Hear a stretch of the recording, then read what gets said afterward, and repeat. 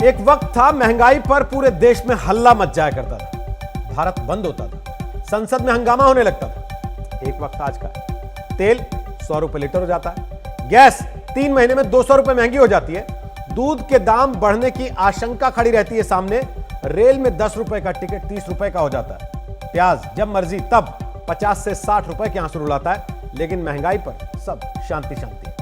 नमस्कार, रात के 10 बज रहे हैं, आप आज तक पर दस्तक देख रहे हैं। मैं रोहित सरदाना आपका स्वागत करता हूं और आज की दस्तक में आपको पूछना है, दस्तक देकर महंगाई क्यों सिर्फ विपक्ष में रहते हुए ही दिखाई पड़ती है। दस्तक देकर आपको देखना है बेरोजगारी कब तक ट्रेंड करती रहेगी। और तीसरी दस्तक देंगे गोडसे के पुजारी से हाथ मिलाने वाली मध्य प्रदेश कांग्रेस की खबर पर। क्या कांग्रेस की जुबान पर बापू, बगल में गोडसे? तो शुरू करते हैं आम आदमी से जुड़ी सीधी दस्तक के साथ। शास्त्रों में कहा गया, आत्मा अजर है, अमर है, जिसे ना कोई शस्त्र काट सकता है, ना कोई आग जला सकती है। आत्मा को ना पानी भिगो सकता है, ना हवा सुखा सकती है। आधुनिक दौर में महंगाई वो आत्मा बन चुकी है जो अजर होने लगी है, अमर होने लगी है। महंगाई को सरकारी नीतियों का शस्त्र काट नहीं पाता, ना सरकारी फैसले का पानी उसे भिगो पाता है, ना हवा सुखा पाती है। क्या महंगाई को स्वीकार करने के सिवा और कोई रास्ता जनता के पास नहीं है? दस्तक देनी इसलिए बहुत जरूरी है। जो आज सत्ता में हैं, वो 8 साल पहले विपक्ष में रहते सिलेंडर के साथ महंगाई के खिलाफ प्रदर्शन करते थे। जो 8 साल पहले सत्ताधारी थे, वो अब विपक्ष में रहकर सिलेंडर पर बैठकर महंगाई के खिलाफ सरकार को घेरते हैं। बीच में रह जाती है जनता, जो पहले की कमाई में भी महंगाई से हाथ जलाती थी, जो अब भी महंगे सिलेंडर से निकली गैस पर रोटी पकाती है। क्योंकि फरवरी महीने में ही 4 तारीख को 25 रुपए, 15 फरवरी को 50 रुपए और 25 तारीख को 25 रुपए की महंगाई से गैस सब्सिडी का सिलेंडर भारी हो गया। 3 महीने में सिलेंडर के दाम 200 रुपए ज्यादा हो गए और आम आदमी महंगाई को न्यू नॉर्मल मानकर ईमानदारी से महंगा सिलेंडर भराकर खामोशी के साथ देख रहा है सियासत में महंगाई के मुद्दा रूपी आत्मा को एक दल से दूसरे दल में अवतरित होते हुए। अभी अभी एलपीजी के रेट्स को बढ़ाया गया है। 11 रुपए 42 पैसे से अब एलपीजी के सिलेंडर के दामों में और भी वृद्धि की गई है। आने वाले वक्त में और आज भी इन सिलेंडर का यही यूज है। इसमें गैस भराने की तो हम लोगों की हैसियत अब है नहीं। जिस तरह से गैस के दाम बढ़ रहे हैं, आज फिर 25 रुपए बढ़ गया है। महंगाई की गैस पर पके खाने को खाकर आम आदमी जब घर से अपनी कार और बाइक लेकर पेट्रोल पंप पहुंचता है, तो पाता है कि तेल की महंगाई भी उसी के स्वागत में लगभग रोज सुबह 6 बजे भाव खाती है। जनता को तो हवा भी नहीं लगी कि महंगाई का नाम बदलकर विकास देने वाली ऊर्जा रख दिया गया है और कब महंगा पेट्रोल डीजल भराने वाले आम आदमी को विकास के लिए महंगाई का भार उठाने वाला सेनानी घोषित कर दिया गया।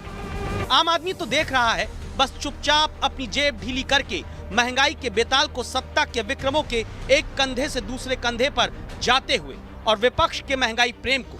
तभी तो विपक्ष में रहते रविशंकर प्रसाद साइकिल चलाकर पटना में यूपीए का विरोध करते थे और पश्चिम बंगाल की मुख्यमंत्री जो केंद्र में विपक्ष में हैं, वो कार छोड़कर इलेक्ट्रिक स्कूटी चलाते हुए महंगाई का मुद्दा उठाती है। और आम आदमी महंगाई से 7 फेरों की अरेंज मैरिज मानकर चुपचाप फरवरी महीने में ही 25 दिन के भीतर 15 बार उछलकर 4 रुपए 38 पैसे प्रति लीटर महंगे हो चुके पेट्रोल और 5 रुपए महंगे हो चुके डीजल को अपने जीवन का हिस्सा बना चुका है। क्योंकि आम आदमी के दिल से लेकर जेब तक की बात घर कर चुकी है। महंगाई सिर्फ सत्ता रूपी शरीर बदलती है, कभी मरती। देश के प्रधानमंत्री ये बयान देते हैं कि 100 दिन में महंगाई पर वो नियंत्रण पाएंगे और अपने वादे को पूरा नहीं कर पाते, तो ऐसे अर्थशास्त्री प्रधानमंत्री पर देश की जनता किस प्रकार से भरोसा कर सकती है? जो थेथराई और जो बेशर्मी मोदी सरकार दिखा रही है, उसकी जितनी निंदा करी जाए कम है। पेट्रोल 100 के पार है, डीजल में उछाल है। लेकिन आम आदमी इस राजनीति से कहीं दूर सुबह उठकर जब ब्रश करता है ना, तब भी महंगाई के बारे में नहीं सोच पाता।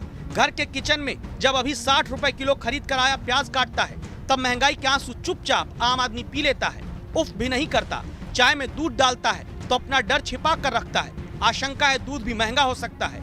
और सीमित आय वाला आम आदमी अब जब पैसेंजर ट्रेन में एक्सप्रेस ट्रेन का महंगा टिकट खरीदने को मजबूर हुआ, तब भी चुपचाप सह ले रहा है। अब ऑब्वियस सा बात है, आप देखिए, अगर तरीके से देखिएगा तो कोई भी नहीं चाहेगा कि उसका जो इनकम है कम हो, ना ही वो सेंटर हो या वो स्टेट हो। देखो जी, नुकसान तो हुआ, आम आदमी की जेब पे बाहर तो पड़ा ही है इससे। अब इसमें क्या कर सकते हैं, हमारे आप में हाथ में तो है नहीं। इसीलिए आम आदमी का नाम बदलकर अब सरकारों को परम संतोषी रख देना चाहिए। रेल किराए की महंगाई पर आम आदमी मान लेगा कि घर से कम निकलो कोरोना फैलता है। तेल की महंगाई पर मान बैठेगा, मत भराओ टंकी में पेट्रोल डीजल, प्रदूषण कम होगा। एलपीजी की महंगाई पर यह कहना पड़ेगा, चलो डाइट कर लेते हैं, मोटापा कम होगा। और प्याज की महंगाई पर मान लेगा, कम खाओ, सात्विक बनकर देख लो। इस बीच यह खबर जरूर आई है कि रिजर्व बैंक के गवर्नर शक्तिकांत दास ने कहा, तेल गैस के दाम कंट्रोल करने के लिए केंद्र और राज्य सरकारें मिलकर कदम उठाएं, जनता को राहत दें। अब ये कब होगा, इस सवाल के साथ जनता पूछती है, क्या तब तक महंगाई यानी इन्फ्लेशन को न्यू जनरेशन मान लिया जाए? आज तक महंगाई सीधे अब तुरंत इसलिए महसूस नहीं होती क्योंकि किश्तों में आती है, 25-25 पैसे करके बढ़ती है। लेकिन कब रुपए 2 रुपया नहीं बल्कि 5-7 रुपए से लेकर 100-200 रुपए का रूप ले लेती है, हवा नहीं लगती। पर कितना असर डालती है, इसका एक गणित हमने आज आपके लिए निकाला है। जहां जनवरी 2018 में पेट्रोल का दाम 71 रुपए 6 पैसे प्रति लीटर था, अब 25 फरवरी को पेट्रोल का रेट औसत 90 रुपए प्रति लीटर हो चुका है।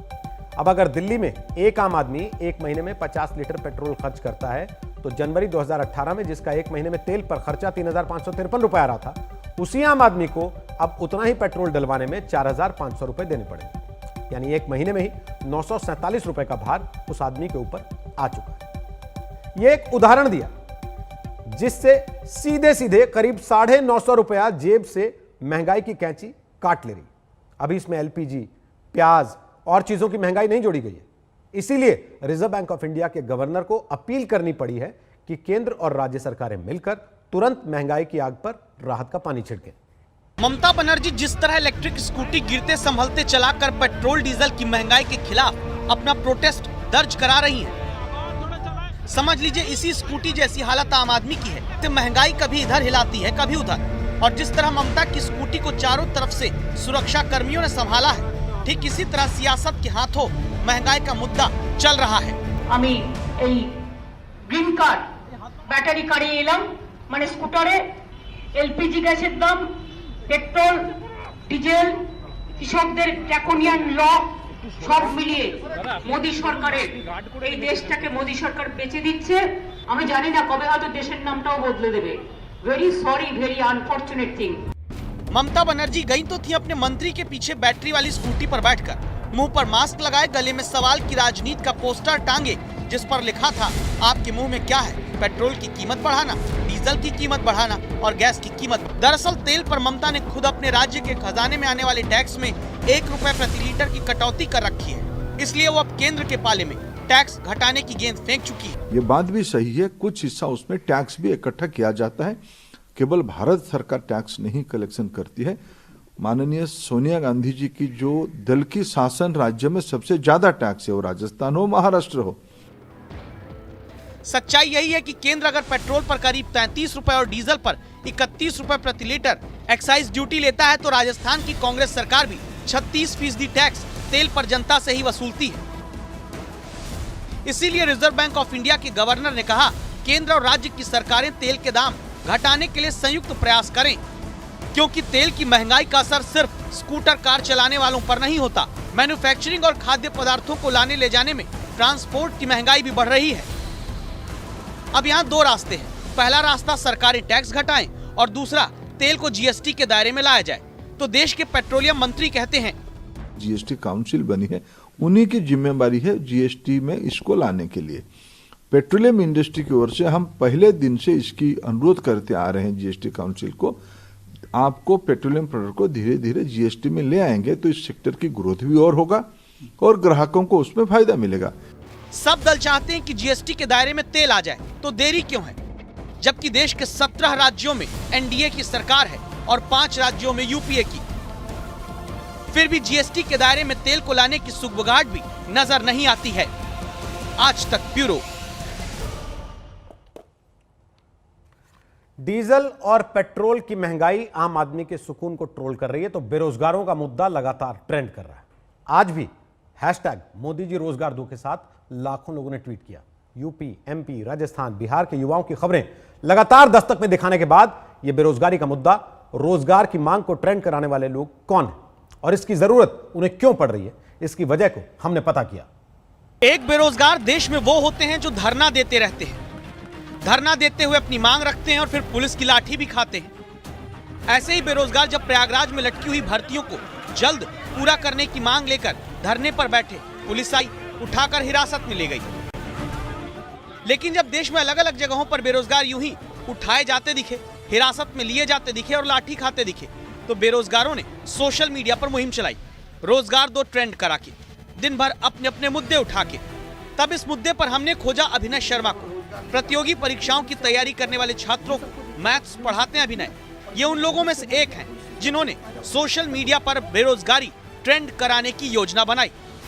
हर बार कोर्ट केस में वो भर्ती 2 साल तक फंसी रहती है, फिर फाइनल रिजल्ट निकाल दिया जाता है, बच्चा अगले साल की तैयारी में लग जाता है, फिर अगले साल वही इशू आ जाता है। तो अब की बार जो हम ये चला रहे हैं कैंपेन, इसका तो हमारा सीधा मतलब है रोजगार दो से, कि अब इस पे फाइनल बात होगी। अब बहुत सितम सरकार ने ढाली है, अब हमारा ये आखिरी है कि अब हम सरकार की कोई बात नहीं सुनने वाले जब तक कि वो ये चीज़ें खत्म नहीं कर देते, लिखित में नहीं दे देते कि अब हम इसके लिए ये कदम उठा रहे हैं। देखिए, हर सरकार, कोई भी सरकार हो, उनका मैनिफेस्टो में ये दे देंगे हम इतने रोजगार देंगे। तो अब अगर कोई ये कहेगा भी ना, तो हम कहेंगे आपकी प्लानिंग क्या है। दरअसल 2019 में एसएससी की सीजीएल परीक्षा हो या देश के दूसरे राज्यों में चयन आयोगों की तरफ से कराए गए भर्ती एग्जाम, परीक्षा कराने में ही इतनी खामियां होती हैं कि भर्तियां लटकी रह जाती हैं और बेरोजगार नौजवान धरना, आंदोलन, लाठी खाने के लिए छोड़ दिए जाते हैं। आज तक ब्यूरो। और विचार तब क्या पीछे रह जाते हैं जब जिताऊ उम्मीदवार सामने दिखने लगता है। इस सवाल की दस्तक आज मध्य प्रदेश से उठी जब बीजेपी को गोडसे की पार्टी बताने वाली कांग्रेस ने बापू के हत्यारे नाथूराम गोडसे की आरती उतारने वाले नेता को गुलदस्ता देकर अपना हिस्सा बना लिया। इस नेता के इलाके में महात्मा गांधी को गोली मारने वाले नाथूराम गोडसे का देश का इकलौता मंदिर हो, जो नेता खुद नाथूराम गोडसे की आरती उतारता रहा हो। जब ऐसे गोडसे की पुजारी रहे ग्वालियर में हिंदू महासभा के नेता बाबूलाल चौरसिया को कांग्रेस के मुख्यमंत्री रह चुके कमलनाथ ने मध्य प्रदेश की कांग्रेस में गुलदस्ता देकर स्वागत किया, तो सवाल उठाना जरूरी हुआ, क्या विचारधारा राजनीति में वो हाथी दांत है जो दिखाने की और खाने की और होती है। गोडसे का पुजारी अब कांग्रेस की सवारी, और कांग्रेस का कभी कोई रुख नहीं रहता है। कांग्रेस परिस्थिति जन्य पार्टी है, परिस्थितियों के अनुसार से वो अपना रुख अपनाती है। वो महात्मा गांधी के भक्त कवि, वो सोकॉल्ड गांधी जो लोग थे, उन सोकॉल्ड गांधियों के हिसाब से चलने वाली पार्टी है। कांग्रेस की विचारधारा को जो आत्मसात करता है, वो महात्मा गांधी के सत्य, अहिंसा, परोधर्म की भावना को जगाता है। अपराध से नफरत है, अपराधी से नहीं। तो बाबूलाल चौरसिया कांग्रेस में आके क्या साफ सुथरे हो गए? नहीं, मैंने ये नहीं कहा। मैंने तो ये कहा कि अपराधी से घृणा नहीं होती, अपराध से घृणा।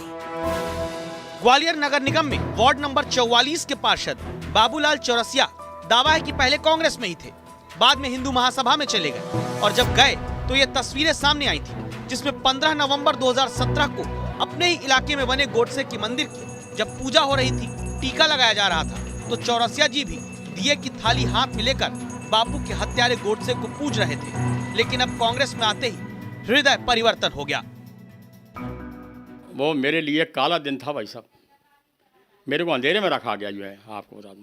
नहीं, गोडसे की पूजा मूर्ति रखी जा रही नहीं, मूर्ति रखी है तो मुझे ये नहीं मालूम था किसकी मूर्ति है ये। वो तो क्या 2 आदमी जैसे अगर वहाँ कोई पूजा करके गए और मुझे धक्का देके जाइए आप, तो वो मैंने उस पर जल चढ़ा दिया। दरअसल मध्य प्रदेश में नगर निकाय चुनाव होने वाले हैं। राजनीति में ऐसा हृदय परिवर्तन तभी होता है जब चुनाव नजदीक होते हैं, और तब जिताऊ उम्मीदवारों की तलाश में विचारों को गोली मार दी जाती है। रवीश पाल सिंह, भोपाल, आज तक। चुनाव मुद्दों पर लड़ा जाता है, पार्टी विचारधारा से लड़ती है, और यही हमारे देश के नेता हमेशा से कहते आए। लेकिन चुनाव के पास कैसे नेताओं के दल बदलने की होड़ मचती है, इसका एक आंकड़ा भी आज आपको देखना चाहिए। लोकनीति CSDS की रिसर्च के मुताबिक 2017 से 2020 तक पद पे रहते हुए 168 सांसदों, विधायकों ने दल बदल लिया। दल बदल करने वालों में 82% यानी 138 सांसद विधायकों ने पार्टी बदली, तो सीधे बीजेपी को चुना। बीजेपी में जाने वालों में सबसे ज्यादा 79 या कहिए कि इस आंकड़े के 57% नेता कांग्रेस के रहे। हम क्यों कह रहे हैं कि चुनाव आते ही सबसे ज्यादा दल बदल नेता करते हैं? इसका सबूत यह है कि 2019 में जब देश में चुनावी साल था, तब सबसे ज्यादा 78 सांसद विधायकों ने अपना पाला बदल लिया। और अब बात उस खबर की जानकारी आपको दे देते हैं जिसने मुंबई में आज खतरे की बड़ी आशंका वाली दस्तक दे दी। मुंबई के पेडर रोड पर मुकेश अंबानी के घर एंटीलिया के पास एक संदिग्ध स्कॉर्पियो एसयूवी बरामद हुई, जिसके भीतर विस्फोट के लिए इस्तेमाल की जाने वाली जिलेटिन की 20 छड़ें मिली। इसके फौरन बाद बम स्क्वाड की टीम, डॉग स्क्वाड की टीम, एंटी टेररिज्म स्क्वाड के लोग मुकेश अंबानी के घर के पास पहुंचे। मुंबई क्राइम ब्रांच और एटीएस की टीम अब जांच कर रही है कि कहीं इसका कोई आतंकी लिंक तो नहीं है। उद्योगपति मुकेश अंबानी के घर एंटीलिया के पास एक संदिग्ध गाड़ी मिलती है और उसमें करीब 20 से ज्यादा जिलेटिन स्टिक्स मिली। इसके अलावा कुछ नंबर प्लेट्स भी इसी गाड़ी में मिले थे, जिन नंबर प्लेट्स का नंबर मुकेश अंबानी की जो सिक्योरिटी डिटेल है उनसे मैच खाता था। इसीलिए अब आगे की इन्वेस्टिगेशन मुंबई क्राइम ब्रांच कर रही है, जबकि यहाँ पर एटीएस के अफसर भी मौजूद हैं, लोकल पुलिस के अफसर भी यहाँ पर मौजूद हैं और वरिष्ठ पुलिस अफसर भी यहाँ पर पहुँच चुके हैं जो आगे की इन्वेस्टिगेशन कर रहे हैं। मुंबई में मुकेश अंबानी के घर के कुछ दूरी पे एक स्कॉर्पियो वैन मिली है। उस स्कॉर्पियो वैन में कुछ जिलेटिन पाया गया है। इसकी पूरी जांच मुंबई क्राइम ब्रांच कर रहा है। जो भी असलियत है जल्द से जल्द सामने आएगी।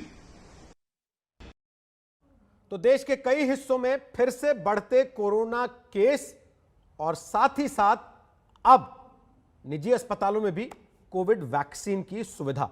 इन दो अहम मसलों को लेकर बहुत सारे सवाल आपके मन में भी होंगे, हमारे मन में भी हैं, और उन्हीं का जवाब देने के लिए हमारे साथ हैं इस वक्त एम्स के डायरेक्टर डॉक्टर रणदीप गुलेरिया।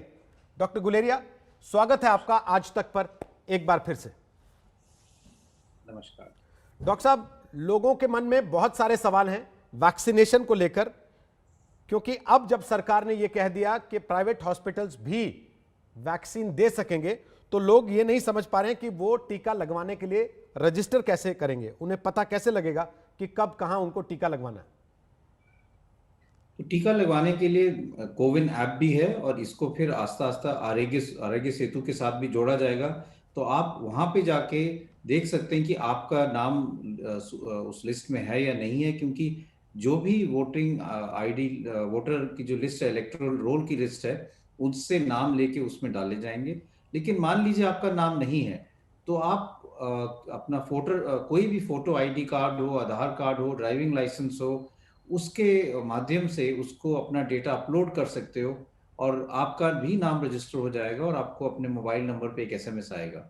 आप फिर अपनी वैक्सीनेशन की साइट जो आपके घर के पास है उसको चुन सकते हो। वो गवर्नमेंट सेक्टर में भी हो सकती है, प्राइवेट सेक्टर में भी हो सकती है, और उसके लिए टाइम अपॉइंटमेंट भी ले सकते हो कि किस दिन किस समय आप जाके वैक्सीन लगाना चाहते हो। और मान लीजिए आप टेक सेवी नहीं है और ये नहीं कर सकते हो, तो आप अपना आधार कार्ड, फोटो आईडी कार्ड लेके किसी भी वैक्सीनेशन साइट पे जा सकते हैं। वहाँ पे वॉक इन की भी सुविधा है और वहाँ पे जब आप पहुँचेंगे तो वो आपके पूरे कागज़ की छानबीन होगी और उसका डेटा फिर वो कोविन ऐप में अपलोड किया जाएगा और आपको वहाँ पे वैक्सीन लगाई जाएगी।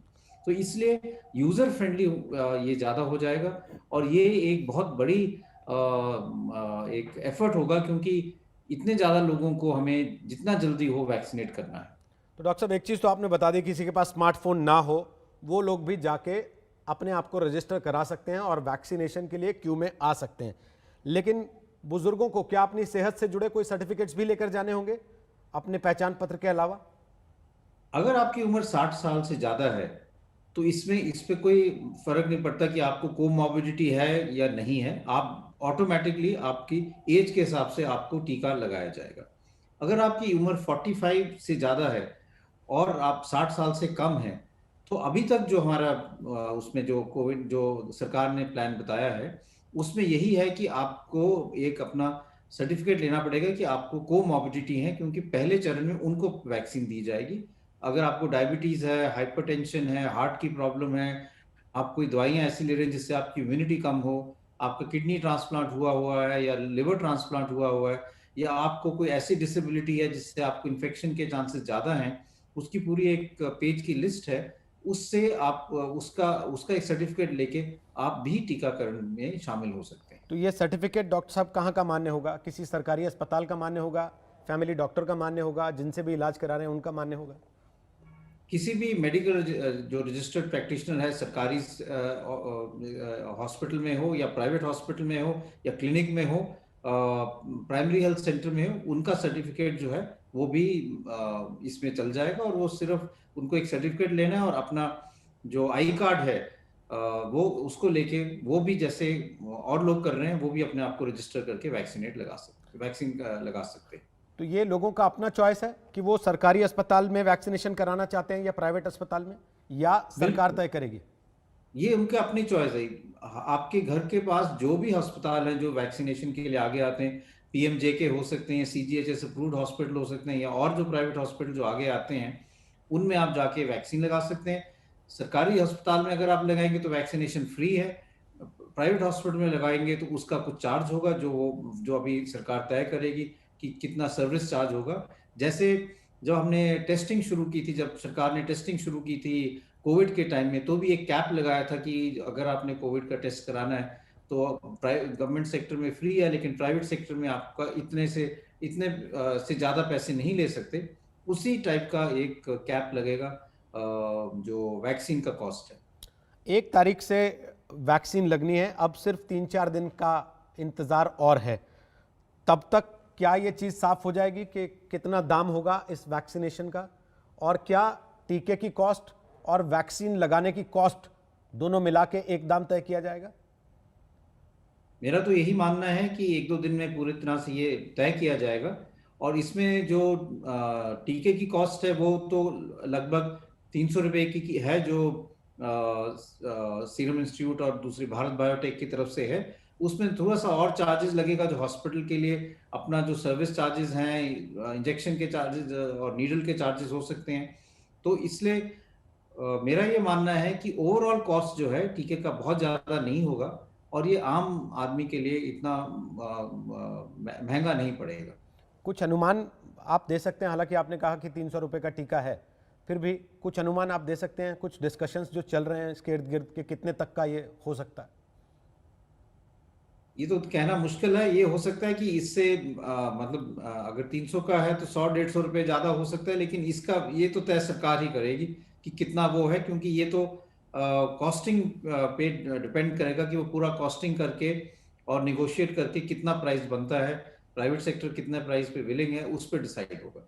क्या ये भी चॉइस टीका लगवाने वाले की होगी कि वो किस कंपनी का टीका लगवाना चाहता है? ये अभी मुश्किल रहेगा, क्योंकि एक सेंटर पे एक ही टाइप का टीका होगा, क्योंकि 2 दफा टीका लगना है, तो इसमें मिक्सिंग अप नहीं होनी चाहिए, कंफ्यूजन नहीं होनी चाहिए।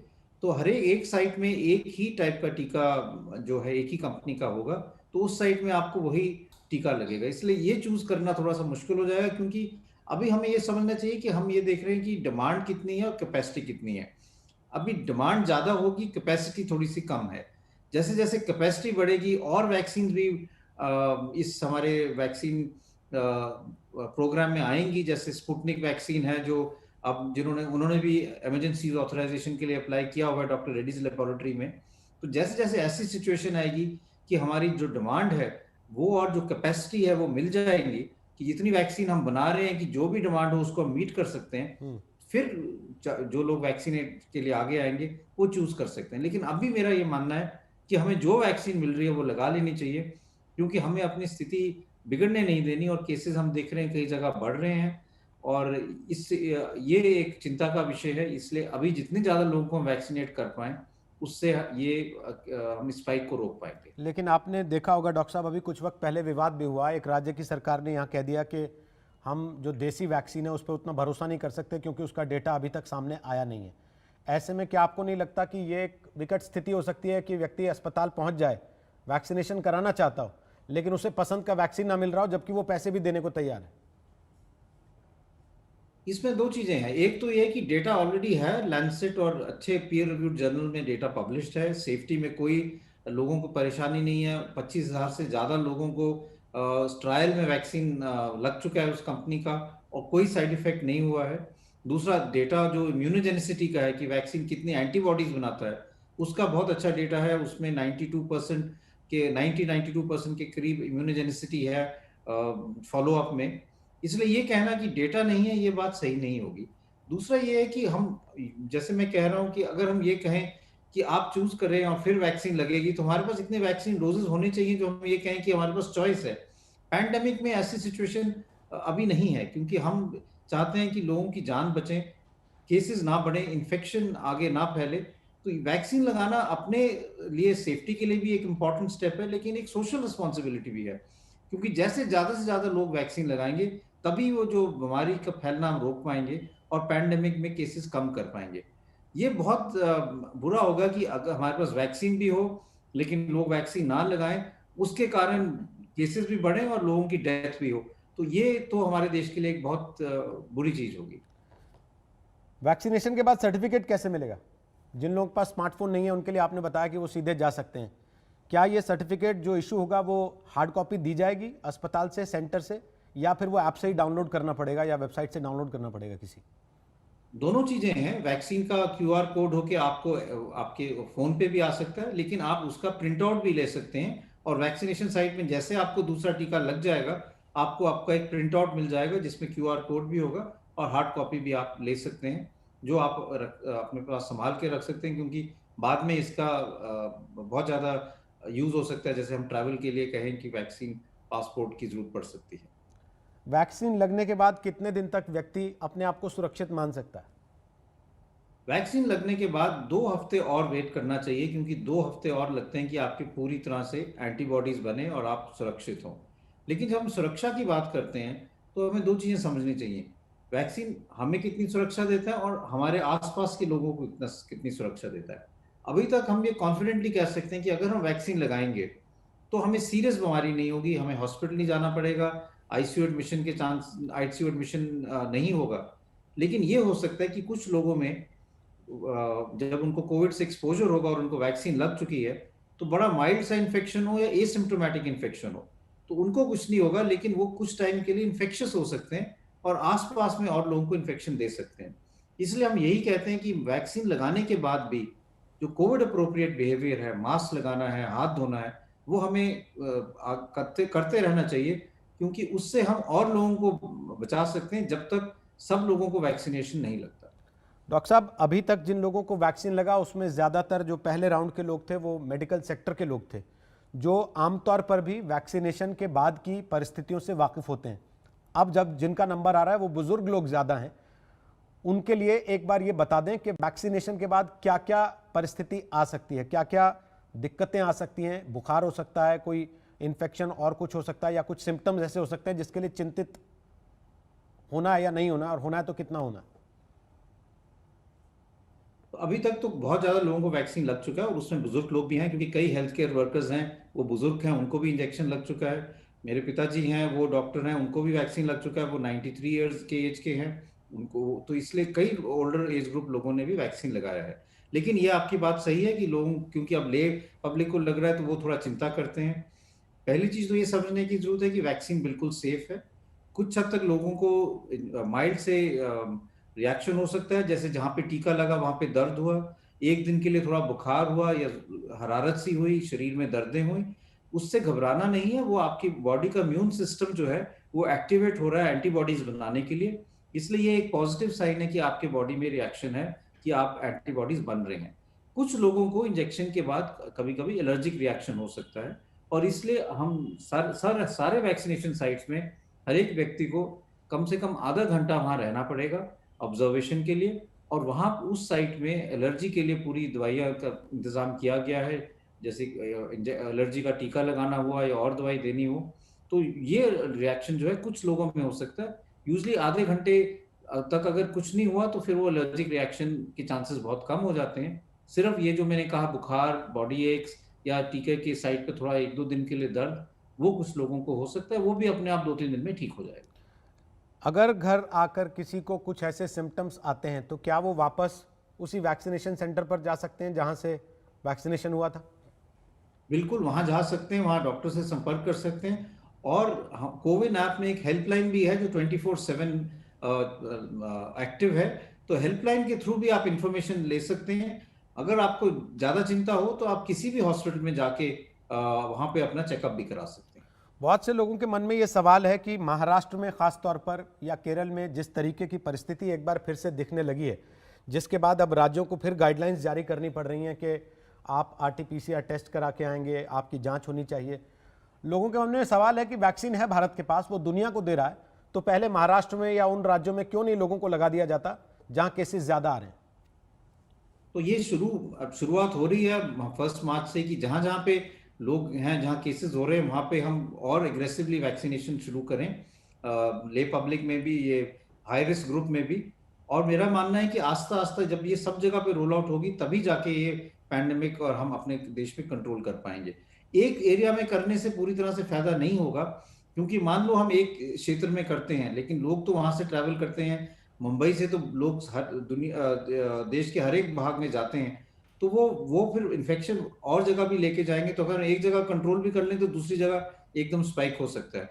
इसलिए वैक्सीनेशन जो ड्राइव है नेशनल लेवल पे होना चाहिए और सब लोगों को आगे आके टीका लगाना चाहिए। टीके के अलावा कोविड अप्रोप्रिएट बिहेवियर भी बहुत जरूरी है। आज की तारीख में जो नए केसेस आ रहे हैं डॉक्टर साहब, उनको लेकर आप कुछ नया पैटर्न, कुछ नई जानकारी देख रहे हैं जो पहले नहीं थी? क्या ये ज्यादा चिंताजनक है या कम चिंताजनक है? चिंता का विषय तो है, क्योंकि हम ये नहीं चाहते कि केसेस बढ़ें। हमारी स्थिति बहुत अच्छी है, लेकिन हमने देखा है कि दुनिया में कई देश ऐसे हैं कि उनकी स्थिति इंप्रूव हुई और फिर एकदम बिगड़ गई। तो हमें पूरे प्रयत्न करने चाहिए कि हमारी स्थिति जो है वो बिगड़े नहीं। धन्यवाद डॉक्टर रणदीप गुलेरिया, आज तक पर आने के लिए। और लोगों के मन में वैक्सीनेशन को लेकर, कोरोना के इस नए वेव को लेकर बहुत सारे सवाल थे, उन सवालों को आपने एड्रेस किया, उनके जवाब दिए, आसानी से समझाया, उसके लिए धन्यवाद आपका। नमस्कार, मैं हूं अंजना ओम कश्यप। हमें उम्मीद है ये वीडियो आपको पसंद आया होगा। लेटेस्ट खबरों के लिए यूं ही देखते रहिए आज तक, और इस वीडियो के पसंद आने पर लाइक, शेयर एंड सब्सक्राइब करना ना भूलें।